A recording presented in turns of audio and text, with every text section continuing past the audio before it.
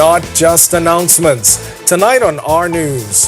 Hopes, dreams, wants, concerns, and needs. Residents on Grand Bahama are weighing in on the Prime Minister's recent announcement. Plus, as calls grow for the BCB's GM to step aside, the Labor Minister says the rules are clear. Resignation isn't required just yet. Also, a resident here in this Bamboo Town community is expressing concern after she says auto parts left in the yard are dangerously close to her home. Stay tuned to our news tonight for more details. Then in our news at 7:30, loved ones of a man beaten Saturday night calling out social media speculation, saying the rumors are making a painful situation worse. Our news live at 7 starts right now.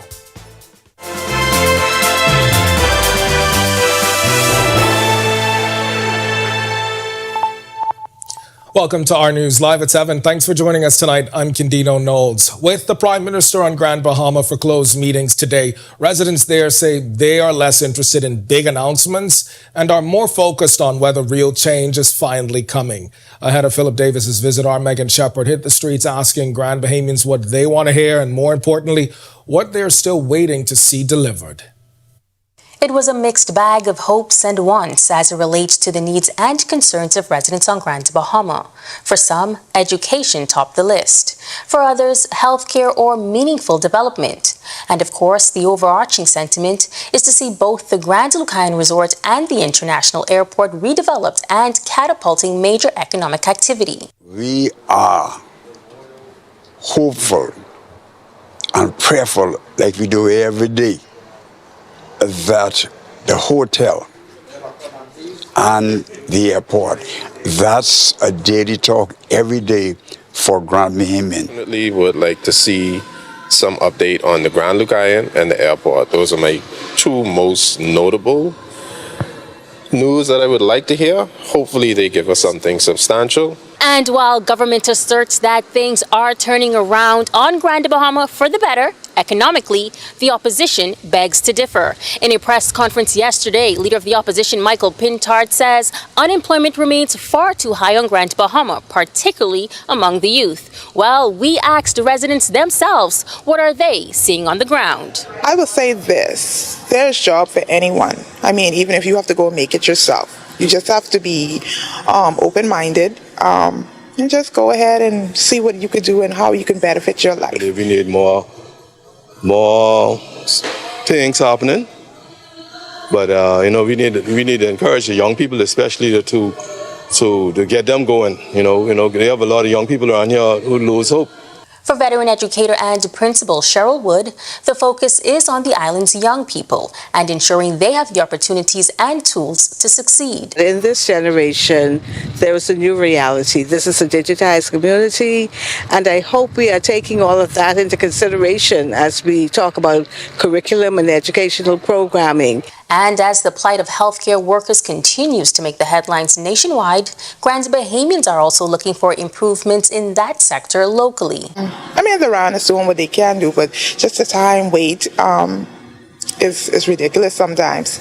And you'll be there all day and not to see a doctor. For small business owner Cecil Moore, he's calling for reform within the judicial system, especially as he continues to follow a case that's been dragging on for 16 years. We need more judges because right now the judge who's dealing with my case, she's dealing with criminal cases also, civil and criminal, and I don't think that can wait because crime happening every day and all it can do is back up more. But the overall desire was simple. No more talk. The island is ready for action. We want to see real results. We want to see real things on the ground. We want to see forward development. We want to see,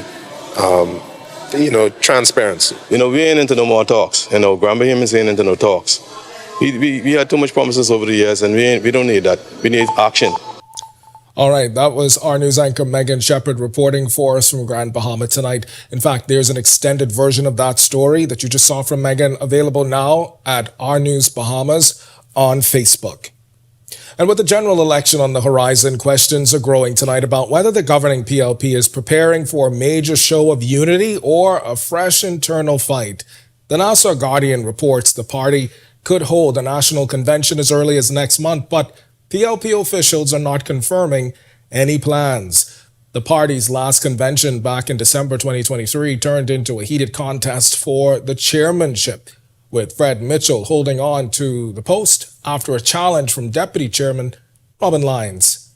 Our News is also hearing that the communications director in the Office of the Prime Minister, Latrell Raming, may be eyeing a run for that position. We reached out to both Mitchell and Raming but got no comment up to news time. Meanwhile, the Davis administration is pushing back tonight on calls for the resignation of ZNS's general manager as questions swirl about politics, public service, and perceived bias. Labor and Public Services Minister Pia Glover-Rolls says under existing general orders, he is not required to step down, despite being an aspirant PLP candidate for Southern Shores and not yet ratified. The Free National Movement has been calling for his resignation, arguing his political ambitions compromise the independence of the state broadcaster. Well, the issue has gained fresh attention after ZNS North sportscaster Jay Philippe resigned last week as he pursues an F&M nomination. Speaking on the sidelines of a ministry event, Glover-Rolls says the rules are clear, and that is, until ratification, resignation is not required. I think it's number 949, speaks to political participation. No one has to resign if they're participating in the process until they are ratified, which means until you're confirmed, you should not resign. There's no need for you to resign your post. And that's because you are in a competition. And unless you win the competition, you're chosen and you're going to move forward in the political race, then it is not required of you to resign. Honorable Madam Justice Indra Charles has been sworn in as acting president of the Court of Appeal following a ceremony held at Government House on January 23rd. The oaths of office were administered by Governor General Her Excellency the Most Honorable Dame Cynthia Pratt. The appointment places Justice Charles at the helm of the nation's highest appellate court at a critical time for the judiciary.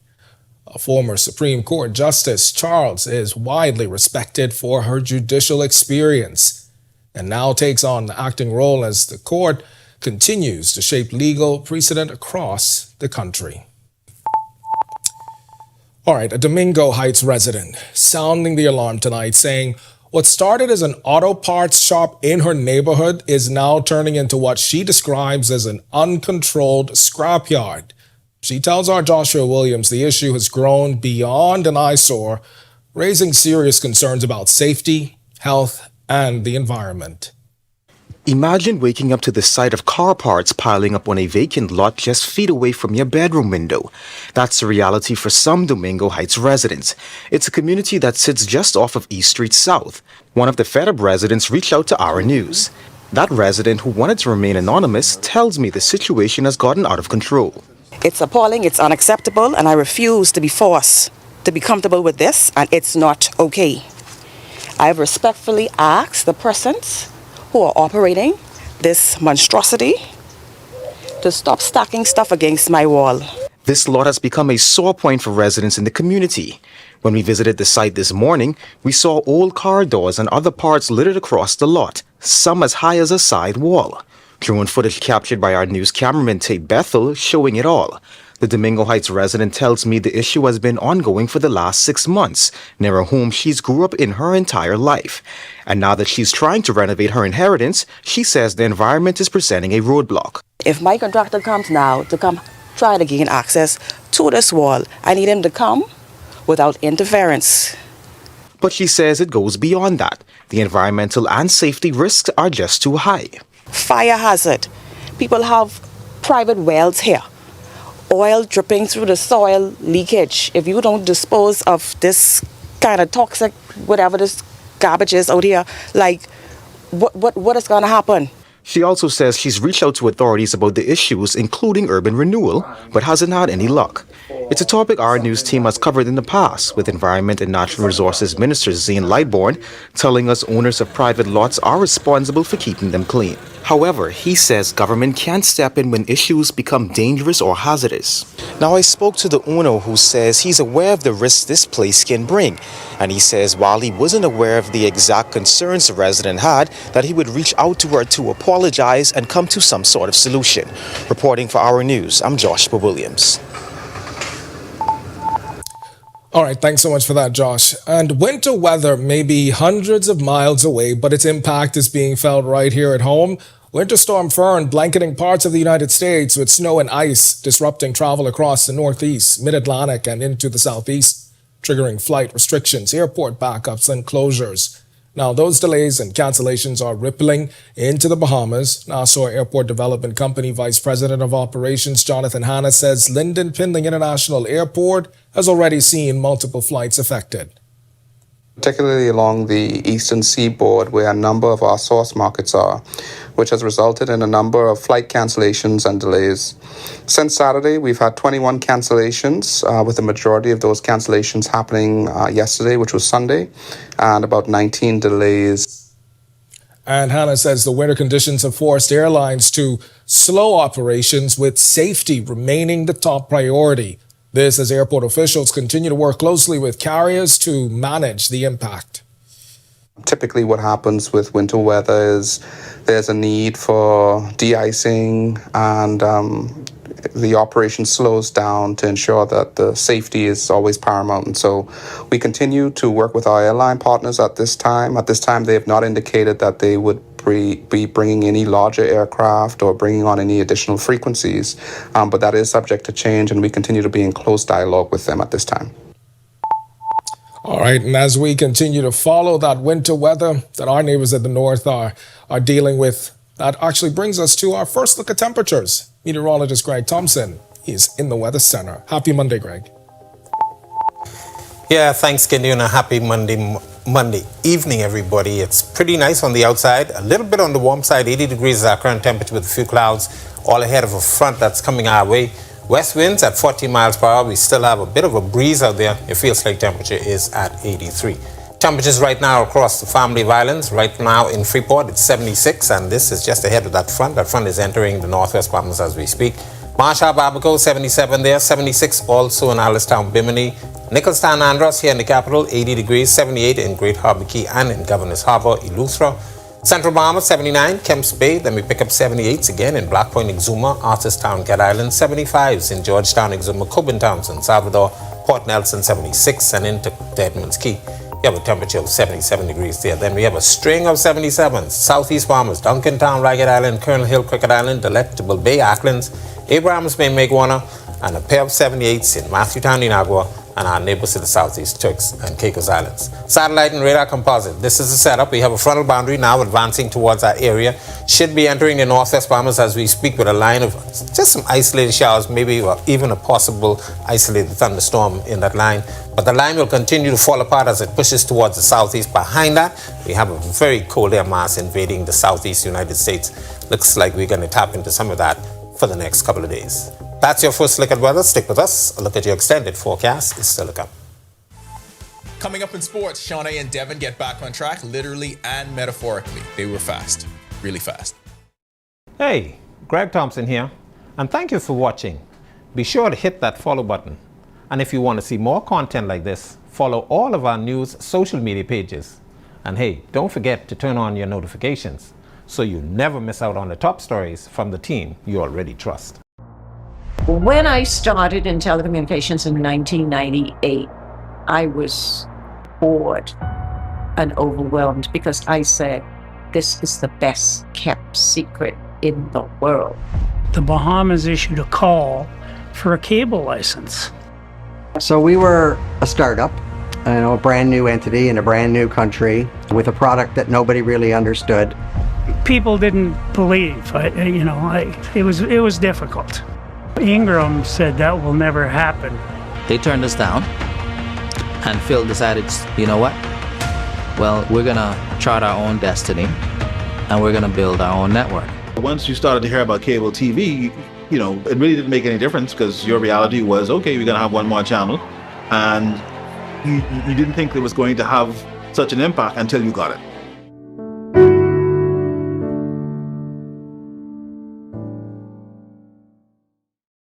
Yo, what's good, my loyal viewers? Ronaldo Dorset of 10YS here. First of all, thanks so much for watching, but be sure to hit that follow button. If you'd like to see more content like this, follow all of the R News social media pages, and of course, don't forget to turn on your notifications so you never miss out on the top stories from the team, from the teams you already trust. It only takes a second for things to go wrong. Are you prepared? Don't become a statistic. Follow these simple rules. Leave early, obey road signs, wear seatbelts, invest in hands-free devices, and don't drink and drive. I'm Inspector Gerard Cum of the Royal Bahamas Police Force, reminding you that road safety is no accident.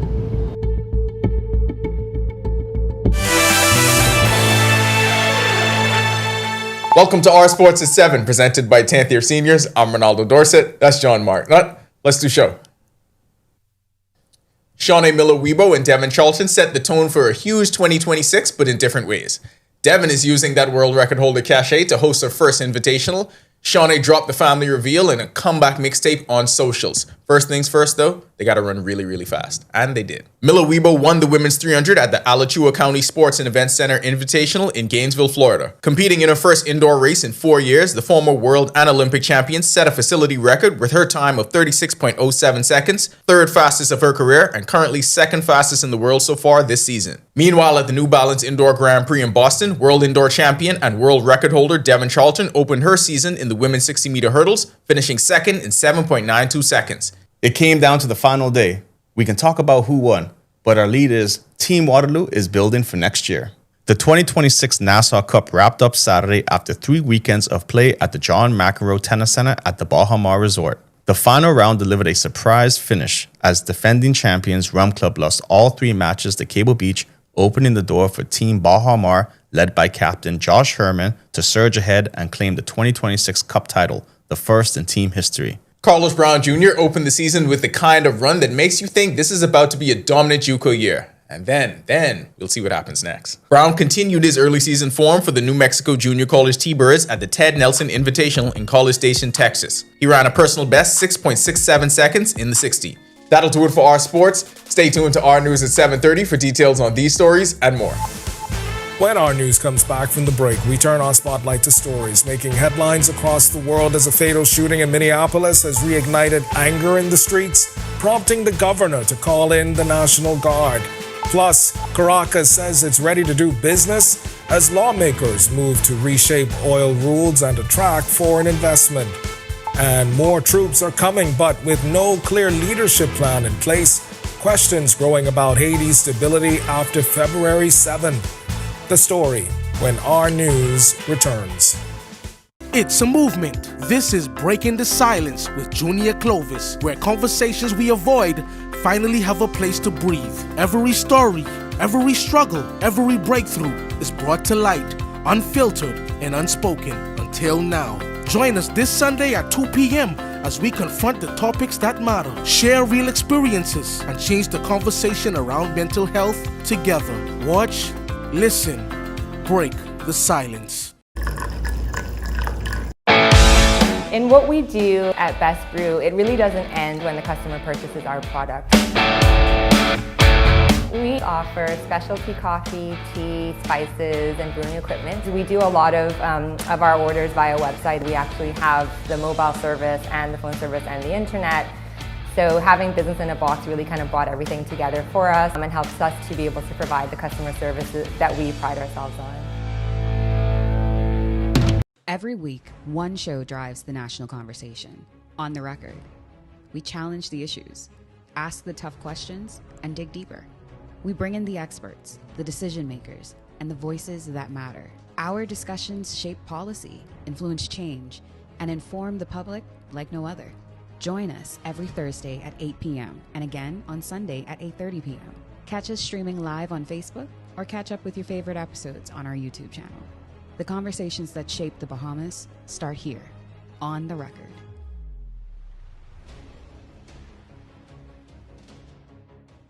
Conflict doesn't have to end in chaos. Before it escalates, take a breath. Step back. Choose peace. Listen to understand. Respectful conversations lead to real solutions. I am Sergeant 3599 Johnson of the Royal Bahamas Police Force, urging you, let's talk it out, not fight it out.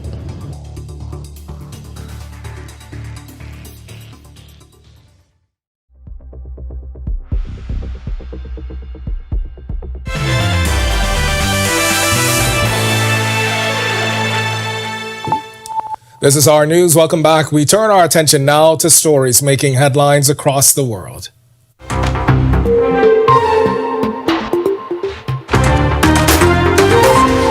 Minnesota Governor Tim Walz has activated the National Guard after a U.S. citizen was fatally shot by federal agents in Minneapolis, sparking fierce protests and escalating tensions with Washington.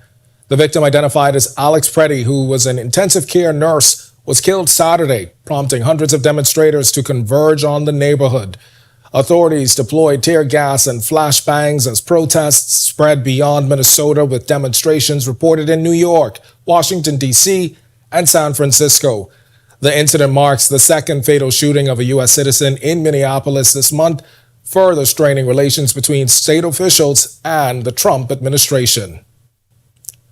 Venezuela's interim president Delcy Rodriguez says the country should not fear energy ties with the United States as it seeks to boost oil and gas production and attract investment.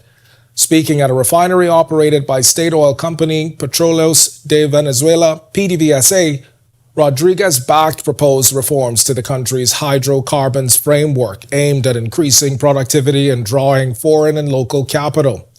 The National Assembly has approved the measures in an initial vote, with final passage still required. If adopted, the plan would allow private companies to operate oil fields, market output, and receive proceeds, even as minority partners with PDVSA. And the United Nations-backed security force deployed to Haiti to help police combat armed gangs is expected to reach full strength by summer, according to the UN Special Envoy for Haiti. Carlos Ruiz Massieu says more troops should arrive by April, with the force expanding to about 5,500 personnel by summer or early fall. About 1,000, mostly Kenyan police, are currently on the ground as gangs continue to tighten their grip on Port-au-Prince and spread into central and rural Haiti amid funding delays and political instability. The update comes ahead of February 7th, when Haiti's transition government mandate expires with no clear succession plan in place, raising fresh concerns about security, governance, and the country's path forward. The current authorities should still make use of the couple of weeks that they have as current authorities to do whatever they can in benefit of the country. It's a separate discussion in terms of what happens after February 7th, February 8th, and that's a discussion that we expect still the different stakeholders to have a productive dialogue and make a decision. And if they don't make a decision, we know that the Constitution provides for the Prime Minister to continue if that's the case. And we need, as you said, an authority and a government that is stable enough. We cannot spare instability on the political side when we have instability already on the security side. Still to come in our news, today in history, find out interesting facts about the day that was January 26th. Then in our news at 7:30, new mothers could soon get more time at home and fathers may finally be included. This as government fast-tracks changes to paid leave policies. And as election season heats up, the Coalition of Independents names shadow ministers, saying they're ready to govern now. The story when our news returns.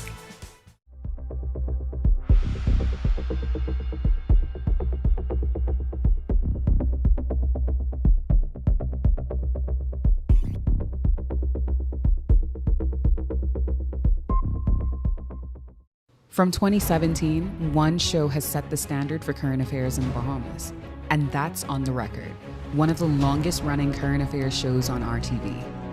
We've been the place where newsmakers come to talk. We've sat down with leaders in government, cultural icons, industry leaders, and international experts. From breaking news to in-depth analysis, our conversation sets the tone for the nation. We've tackled the biggest issues on the planet, held world leaders accountable, and given voice to the people. From politics to culture, business to the environment, no topic is off limits. Join us every Thursday at 8 p.m. and again on Sunday at 8:30 p.m. Catch us streaming live on Facebook or catch up with your favorite episodes on our YouTube channel. 9 seasons strong, and we're just getting started. This is On the Record. Too many suffer in silence, but silence only protects the abuser. Your feelings are real. Your safety matters. It's time to break the silence. If someone is hurting you, speak up. We will listen. We will help. I am Police Constable 4286 Janae Douglas of the Royal Bahamas Police Force. Let us build safer communities together.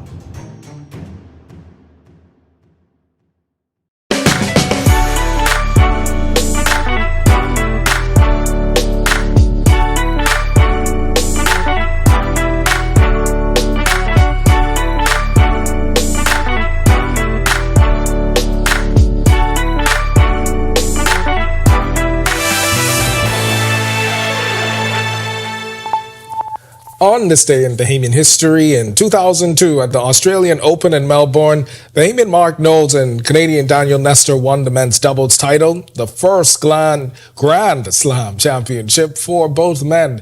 In 2012, doctors at Princess Margaret Hospital successfully separated conjoined parasitic twins, the life-saving procedure led by neurosurgeon Dr. Magnus Ekadidi. And in 2018, North Andros mourned 6 victims of a tragic plane crash. A memorial service was held at Cathedral of Olives Baptist Church. And in 2020, Exuma recorded its first case of COVID-19 just months before a national state of emergency and lockdowns were declared. Also on this day, basketball icon Kobe Bryant died in a helicopter crash, closing the chapter on a legendary 20-year NBA career. To learn more about the events that shaped the day that was January 26th, ournews.bs. And that's going to do it for us in News at 7. But for all of today's top stories, you can also visit ournews.bs and share your favorite stories right from Our News Bahamas on Facebook. That's going to do it for us. Joining us now, Talia Hall. She has got the latest headlines. Happy Monday, Happy Talia. Monday, Kendino. I feel like we just said TGIF and we're back here again. But hey, grateful. Thanks for reminding me. Appreciate you. Thanks. Well, coming up, Buckeye Bahamas Hub donates to the YMCA in Freeport. Here are your latest headlines. First tonight on Our News at 7:30, family members have identified the elderly man who was beaten to death on East Bay Street. Our Delvardo Emmanuel has a story straight ahead. Plus, hopes, dreams, wants, concerns, and needs. Residents on Grand Bahama are weighing in on the Prime Minister's recent announcement. Plus, the Labor Minister says government is exploring the possibility of extending maternity leave. And later, the Coalition of Independents is stepping up election preparations, announcing several ratified candidates who will now serve as shadow ministers. The story when Our News at 7:30 returns. Kendino Knowles here, and thank you so much for watching. Be sure and hit that follow button if you want to see more stories like this.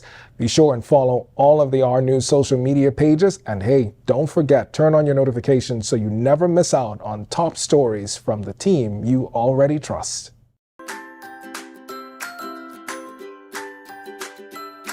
Carol, what do I have in my biggie bag? Fries, nuggets, a chicken sandwich, an apple pie, a free apple pie. It also comes with a drink. You know what? A biggie bag a day keeps the hunger away. For a limited time only, get a free apple pie with the purchase of the Biggie Bag. Whether you're battling a chronic condition or offsetting a new injury, Doctors Hospital's comprehensive rehab services offer the help you need now. Go to doctors. 3 advanced facilities at Collins Avenue, Carmichael Road, and Cable Beach means your personalized plan for care is just a visit away. From physiotherapy to occupational therapy and speech and language pathology, our team approach is all about rebuilding together. For a full list of services, visit doctorshosp.com/rehabilitation. Doctors Hospital, trusted and best care now. Isn't your health worth it? Tired of weak, over-the-counter bug sprays? Step up your pest control game with professional-grade products from the Struckham Shop. From powerful insecticides to trusted gel baits and termiticides, we supply the same products used by Struckham Commercial Pest Services, now available for DIY homeowners and small pest control pros. Whether you're protecting your home or building your business, get the edge with the Struckham Shop. In the Bahamas, island time is real. The history of Morris Lumber Company, established in 1945.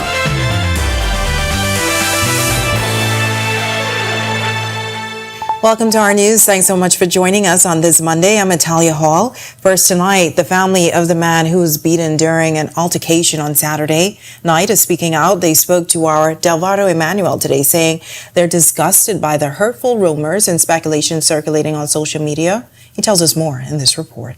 The loved ones of 68-year-old Felix Morley is speaking out tonight, upset over what they describe as damaging speculation circulating on social media following his death over the weekend. Morley died Saturday night after police say officers from the Marine Support and Services branch witnessed a man beating the elderly man with a stick near Dunmore Lane. Officers intervened and found the victim unresponsive, and emergency medical services later confirmed there were no signs of life. At the scene Saturday night, Chief Superintendent Sharia King told reporters that police had a suspect in custody. Since then, that male, the suspect, was taken into custody and is assisting police in our investigation into this matter. At this present time, this matter is being classified as a death investigation until we do further investigation into this matter, a thorough investigation into this matter, and then we will properly classify this matter. That 39-year-old suspect is still in police custody. It's unclear if he'll be charged this week. But today, relatives say they are troubled by online claims accusing Morley of being a petty thief and drug addict, arguing those labels are unfair and disrespectful. Our News spoke with Morley's cousin via Facebook. She says despite the 68-year-old having his challenges, he was a good person and insists the rumors online aren't true. She told us, he was a great cousin when he had all his sins, but after he went on drugs, a lot of things changed with him for the worse. She goes on to say, what is said about him is very bad. All they had to say was he was from Inagua, and he was the country's latest murder victim. Case closed. They just run out. That is very bad. We, the family, don't like it at all. His cousin says Morley should be remembered for who he was, not rumors and accusations being shared online. The death is still under investigation, with police still not confirming what led to the altercation. Reporting for Our News, I'm Delvado Emmanuel. And now we turn our attention to Grand Bahama. Earlier today, Prime Minister Philip Davis making several announcements on the island. But ahead of that, our Megan Shepherd took to the streets to hear directly from residents on what they anticipated and, more importantly, what they wanted to hear. It was a mixed bag of hopes and wants as it relates to the needs and concerns of residents on Grand Bahama.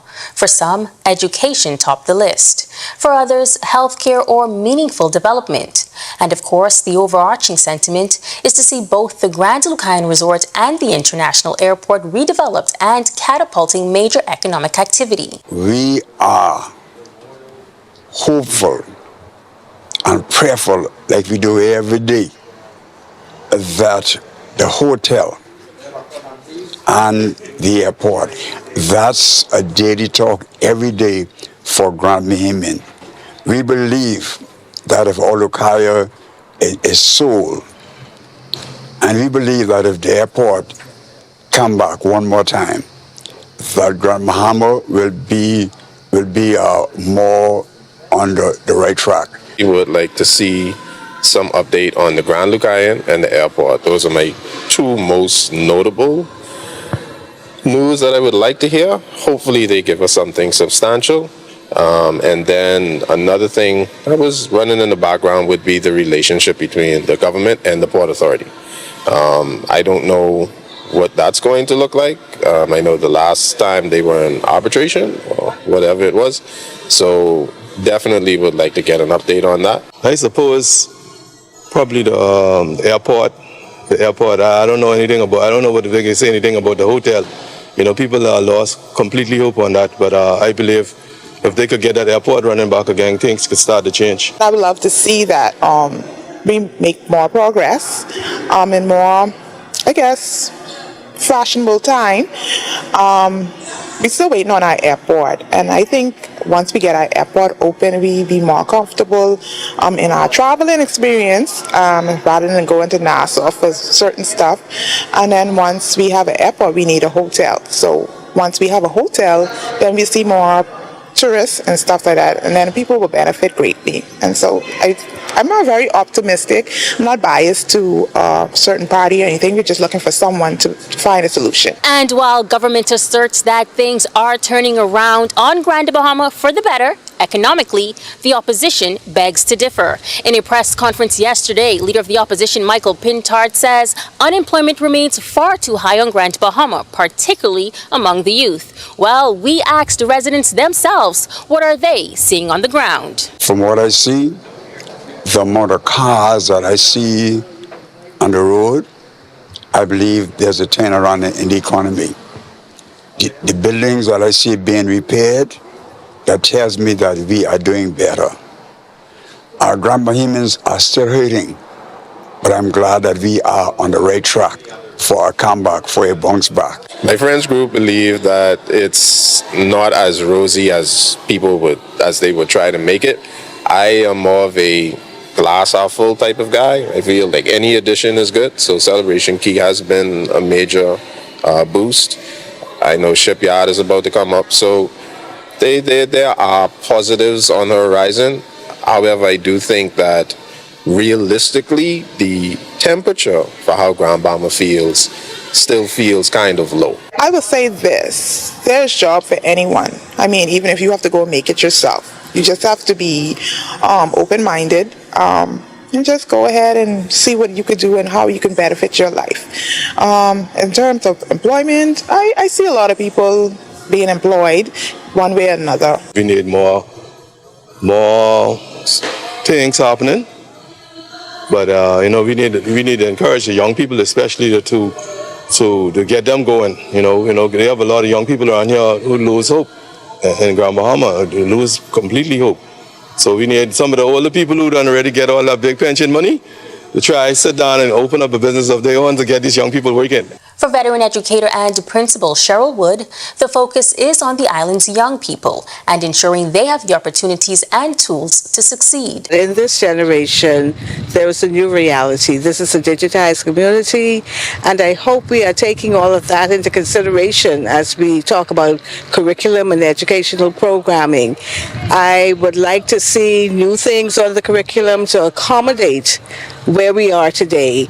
And I think we are overdue for that national conversation. And as the plight of healthcare workers continues to make the headlines nationwide, Grand Bahamians are also looking for improvements in that sector locally. I mean, the RAN is doing what they can do, but just the time wait is ridiculous sometimes. And you'll be there all day and not to see a doctor. So hopefully we get more healthcare people, and we'd have a better facility and a better operation. All right, thanks so much for that, Megan. Well, switching gears now, new mothers could soon have more time at home with their newborns. This comes as the Department of Labor and Public Service says it's exploring an expansion of maternity leave by an additional 2 weeks, a move officials say could be the first step towards even longer leave. Officials are also looking at the introduction of paternity leave nationwide, confirming as much. Labor and Public Service Minister Pia Glover-Rule says drafting is already underway. She says the matter is urgent and adds the goal is to move it through the process as soon as possible. Details will come as we again go back to consultation. We did have public consultation where all that information was shared a few months ago. But we're looking at expanding maternity leave, where we take it from the current position, increase it by 2 weeks in the first instance, and then we're also looking to increase it by 4 weeks eventually. Paternity leave, which is leave for fathers, is being introduced on a national scale. The Coalition of Independents is stepping up their preparations for the upcoming general election. Party officials announcing on Sunday several of their ratified candidates now have a new role, shadow ministers. Leading the way is party leader Lincoln Bain, who will serve as the shadow minister for national security and immigration. At a press conference held at the party's Chippenham headquarters, Bain told supporters now is the time for change because the country is broken. You are going to be introduced to some people who are qualified to take us into the next Bahamas. Qualified Bahamians. Our country is broken. I think we can all admit that our country is broken. Every family island you travel to, it is broken. They can't give us good utilities. They can't give us ambulances or hospitals. They can't give us fire trucks. The simple everyday needs of Bahamians. It's time for something different. The other shadow ministers include Jermaine Higgs and Graham Weatherford, who will both oversee environment and natural resources. Maria Daxon was named the shadow labor and the public service minister. Stephen McQueen is the COI's foreign affairs shadow minister, and William Knowles is the second is the shadow minister for finance. Bain says more shadow ministers will be announced in the coming days. Both McQueen and Knowles shared some of their thoughts on their shadow ministries. The Bahamas does not have a foreign affairs policy, and specifically does not have one that is Bahamian first or Bahamas first focused, centered. Our foreign policy is pretty much compliance and ad hoc agreements and arrangements, and so we operate not from a position of strength, but from a position really of compliance. When you look at the VAT tax for a year, it's only, I say only, right, $1.5 billion. But when you start to talk about the monies or revenues from our natural resources, you're talking about tens of billions of dollars. Wow. So when you look at it, it's not very difficult to take away $1.5 billion in taxation, right, and replace it tenfold by our natural resources. Well, warm temperatures to get the work week started. Meteorologist Greg Thompson is in the Weather Center with your first look. Greg, what can we expect? Yeah, thanks, Italian. A happy Monday evening, everybody. Warm conditions on the outside ahead of a front that's headed our way. 80 degrees is our current temperature with a few clouds on the outside. The winds out of the west at 40 miles per hour. Feels like temperature is at 83. Sideline radar composite, frontal boundary now advancing across southeast Florida. Now entering the northwest Bahamas as we speak. Grand Bahama and the Abacos seeing some isolated showers along that line of showers and thunderstorms with the front. Behind that, a cold air mass will be invading the southeast United States. We will tap into some of that. We expect a couple of fronts coming up next couple of days and an even stronger one by the end of the week. That's a quick check on conditions around the islands. Stick with us. A look at your extended forecast still to come. Still to come in our news, Buckeye Bahamas Hub is continuing its investment in Grand Bahama, donating $7,500 to the YMCA Freeport to support youth and young adult programs across the community.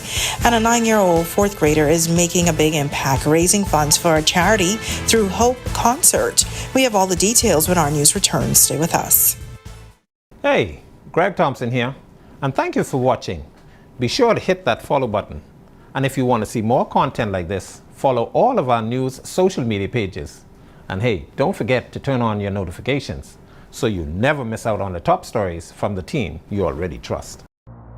When I started in telecommunications in 1998, I was bored and overwhelmed because I said, this is the best kept secret in the world. The Bahamas issued a call for a cable license. So we were a startup, a brand new entity in a brand new country with a product that nobody really understood. People didn't believe, it was difficult.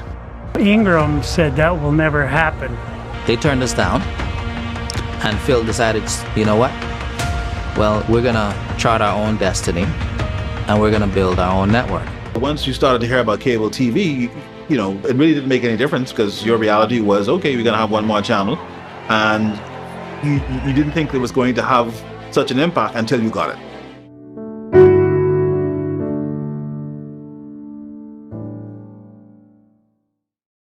Yo, what's good, my loyal viewers? Ronaldo Dorset of 10YS here. First of all, thanks so much for watching, but be sure to hit that follow button. If you'd like to see more content like this, follow all of the R News social media pages, and of course, don't forget to turn on your notifications so you never miss out on the top stories from the from the teams you already trust. It only takes a second for things to go wrong. Are you prepared? Don't become a statistic. Follow these simple rules. Leave early, obey road signs, wear seatbelts, invest in hands-free devices, and don't drink and drive. I'm Inspector Gerard Cum of the Royal Bahamas Police Force, reminding you that road safety is no accident.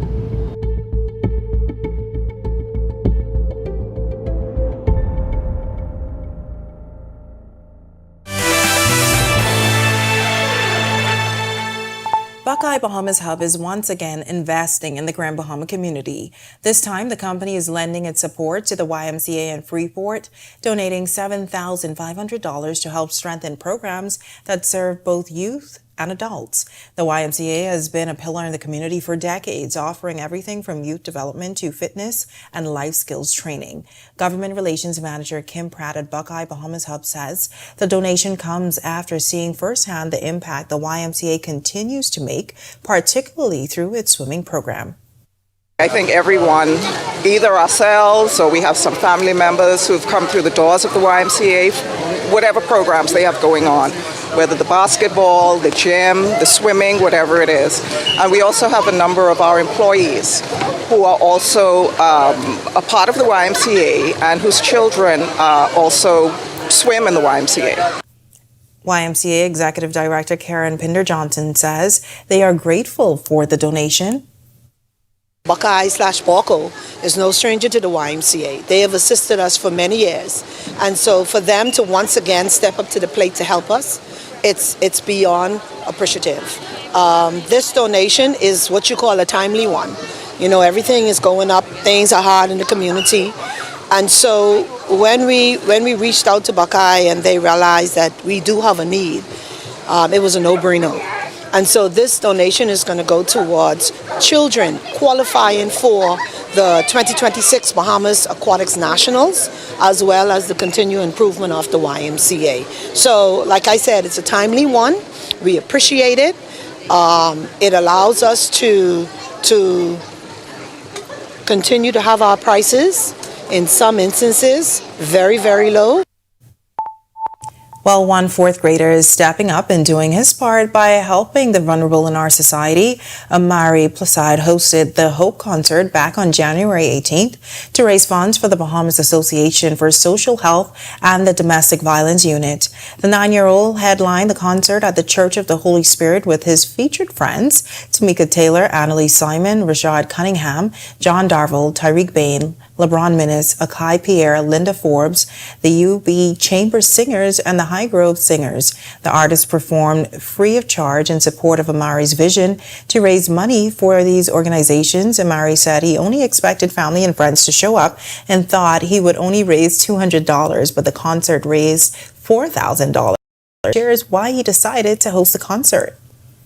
I decided to have this concert because I see people in my neighborhood who need help, and I knew that I couldn't go to these organizations that are helping them, so I decided that I would use my talents to do a concert to raise some funds to donate to these organizations like BASH and the Domestic Violence Unit. Well, BASH and the Domestic Violence Unit attended the 10 a.m. service at Holy Spirit on Sunday to receive the funds raised from the Hope Concert. Each organization received $2,000. The mere fact that a child of his age and his, without any title or anything, could put on a concert such as that was very amazing. It really touched me in a special way to realize that we have so many persons in the community who cares, and not only who cares, who wants to make a difference. This is the kind of encouragement we need to give young people like that. When you see a young person that wants to do something significant, that is thinking beyond their age, we have to encourage them and nurture them. And he did a fantastic performance. And the whole event was so very well done. We want to thank all those persons that participated in developing and putting that together. Coming up in sports, always trust when an athlete posts inspirational content to their socials. Sean A shows you why. Results from the Nassau Cup. Spoiler alert, John's team didn't win. We're coming back next year. And Carlos Brown transitions to college.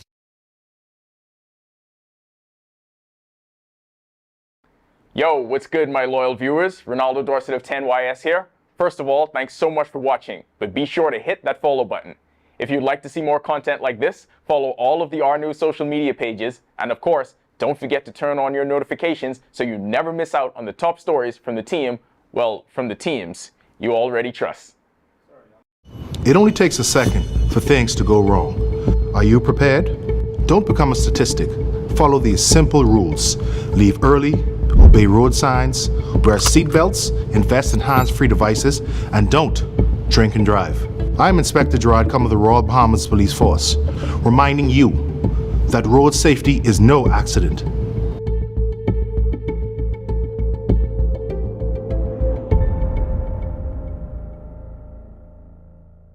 It's more than a podcast. It's a movement. This is Breaking the Silence with Junior Clovis, where conversations we avoid finally have a place to breathe. Every story, every struggle, every breakthrough is brought to light, unfiltered and unspoken until now. Join us this Sunday at 2 p.m. as we confront the topics that matter, share real experiences, and change the conversation around mental health together.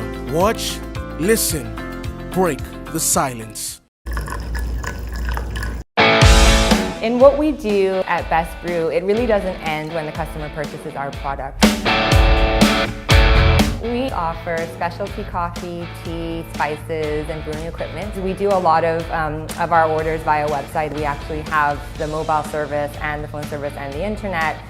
So having Business in a Box really kind of brought everything together for us and helps us to be able to provide the customer services that we pride ourselves on. Every week, one show drives the national conversation. On the Record, we challenge the issues.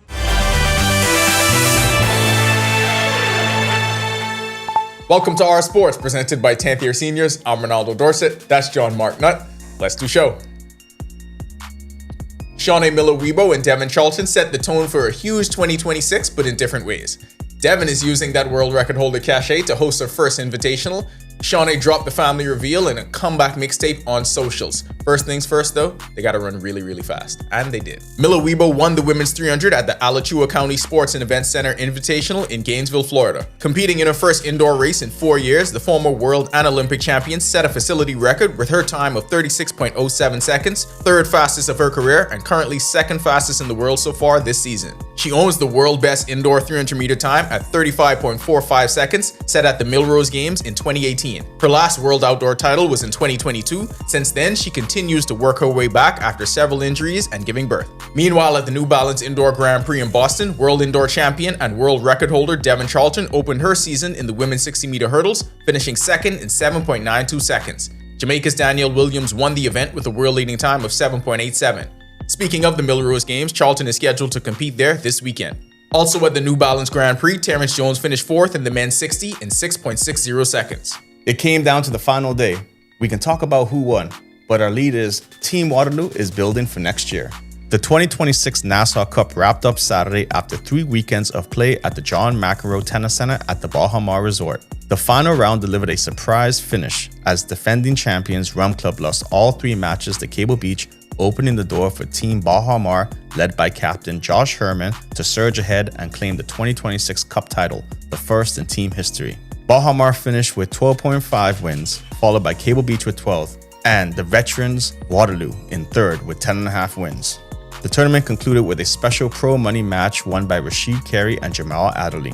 The event brought together professionals, top juniors, club players, and amateurs. The Nassau Cup last year and the year before did an amazing job in bringing this community together and kind of reigniting the passion for community in tennis. At this event, we're bringing in oldest teams from the different parts of Nassau to come here, and you're playing against teams who've never played before. This makes it even more exciting. Carlos Brown Jr. opened the season with the kind of run that makes you think this is about to be a dominant JUCO year. And then you'll see what happens next. Brown continued his early season form for the New Mexico Junior College T-Birds at the Ted Nelson Invitational in College Station, Texas. He ran a personal best 6.67 seconds in the 60. The previous week, he made his debut for NMJC at the Corky Classic in Lubbock, qualifying nationally in the 60 with a then personal best of 6.71 and also clocked 21.78 in the 200. Brown's impact at the collegiate level follows an impressive 2025 when he ran a personal best 10.04 in the 100 and posted times of 20.92 and 20.77 seconds in the 200. That'll do it for our sports. This is 10YS. Okay, after Sunday, that confirms it. No matter what people say, the Patriots are God's favorite. Shout out to my dad for making me a Dolphins fan when I could have been a Patriots fan. Big mistake, Pops. Big mistake. Back to the studio. When our news comes back from the break, sunny weather conditions in the capital on this Monday, but how will the rest of the work week shape up? Craig is back with the answer when our news returns. Stay with us. Bing bang bing. Do you think you know domestic violence? Think again. It is not just physical, emotional, financial, or sexual abuse, and it doesn't discriminate.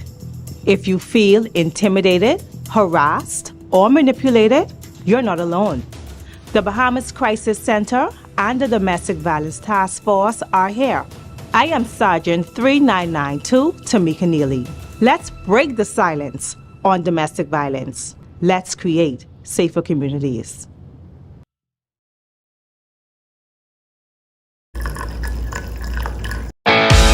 In what we do at Best Brew, it really doesn't end when the customer purchases our product.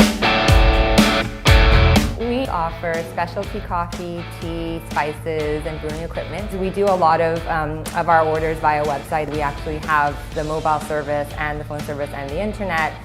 So having Business in a Box really kind of brought everything together for us and helps us to be able to provide the customer services that we pride ourselves on. Don't spend hours sending individual messages to your customers. Use SMS messaging instead.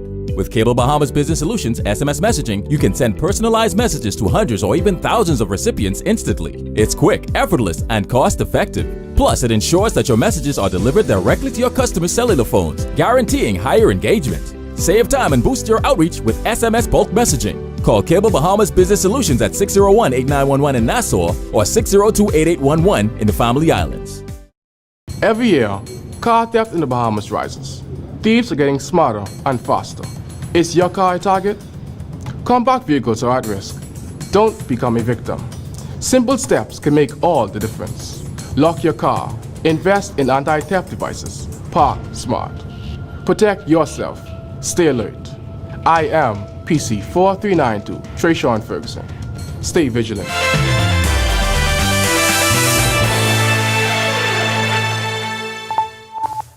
This is our news. Welcome back. Line of showers with a front now advancing into the northwest Bahamas as we speak. Some of those showers could have one or two embedded thunderstorms in those showers there. But that line will continue to advance towards the southeast, pushing into the northwest Bahamas overnight, moving through the capital by early tomorrow morning, and into the central Bahamas by Tuesday, and then afternoon, and then down to the southeast Bahamas Wednesday. This front is going to be ushering a nice change in the air mass, looking for some very cold temperatures behind that. They have a lot of our cold air mass, had some freeze warning across the southeast United States. I think they're going to still continue to see some very cold air mass moving across that area. We will tap into some of that across our area, looking for a couple of fronts over the next couple of days to get through us. So we will continue with the cool temperatures over the next several days. Taking a look at our future forecast, frontal boundary now advancing across the southeast Florida area. Northwest Bahamas late tonight and into tomorrow, pushing into the southeast and central Bahamas by Tuesday and Wednesday with just a couple of isolated showers associated with the front itself.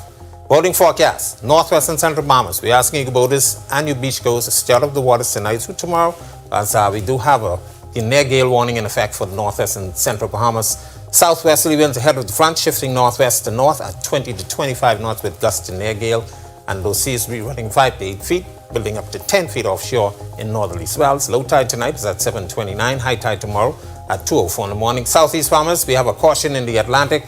Moderate risk of rip currents down there. Northeast to east winds at 10 to 15 knots, seas running 2 to 4 feet in some easterly swells. Here's a look now at your national forecast.